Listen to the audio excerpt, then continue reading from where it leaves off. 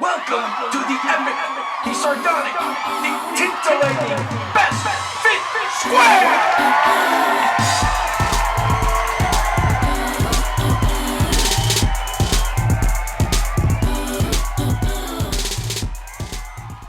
Hey folks, welcome back to Best Fit Square Show.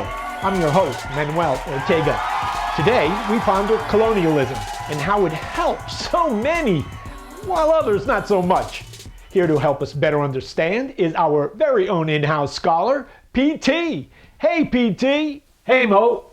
In our previous episode, Mo, we explored how the arbitrary nature of birth and geography impact quality of life for Homo sapiens around Earth.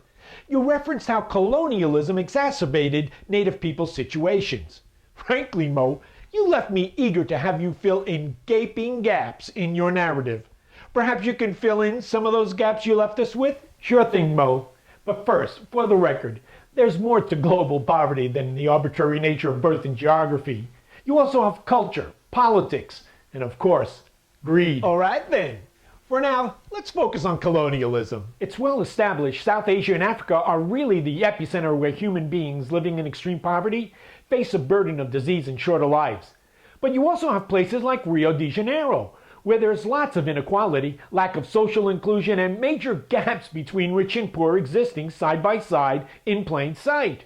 And right here in American cities like Chicago, New York, Los Angeles, San Francisco, New Orleans, Atlanta. Let's bring this back. You mentioned Africa. Now, what's up with Africa? Rich in natural resources, an ocean coast all around the continent, cultural influences of advanced societies from Portugal to France, England, and Germany. Pretty good foundation, don't you think? Pretty good foundations if any useful institutions, infrastructure, and the like were left behind. Of course, what was left behind was dead and a vacuum into which chaos filled the void. What you talking about, Mo? The colonial legacy has played a very harmful role. Have a look at the map of colonial rule in Africa as of 1914. The first thing you see is the entire continent, with the exception of Ethiopia, was colonized. And the story of how Africa was divided is, well, it's shocking. Oh boy, we're gonna get drama here, right? I twitch when you modify your nouns with words like shocking, and I find it gigglicious when you reveal your command of the English language. You are first-generation Cuban American, aren't you? English is, was your second language. No? All right. Enough about me, PT. Back to Brainiac Central, please. All right. Africa was divided among the European powers. Hey, little discussed fact, Mo? Africa was one of the last continents to succumb to European imperial rule. No kidding. With slave trade a major business of the times, this is surprising. Akin to take the bodies and run. A labor drain for Africa, for sure. But on the other hand, a labor boom for developing economies of Europe and North America. So much money to make and so little time to colonize. Huh, PT? Indeed. Vast riches from the buy, sell, and trade of slaves. Not to mention the riches made off the backs of their free labor. So why wasn't Africa colonized earlier, you may wonder? Malaria and other tropical diseases. Dang, imagine if disease was an impediment to colonization. Lots of money left on the table, dude. So, how'd they overcome this? Quinine. Quinine? You mean tonic water? Yes, indeed. Tonic water.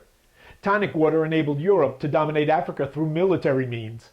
The Europeans were brutal vis-a-vis the Africans. Brutal? I beg to differ. At the famous Berlin Conference of 1884 and 1885, European leaders sat down at a conference table, polite and diplomatic and all that, then proceeded to divide Africa in a very civilized way. Civilized?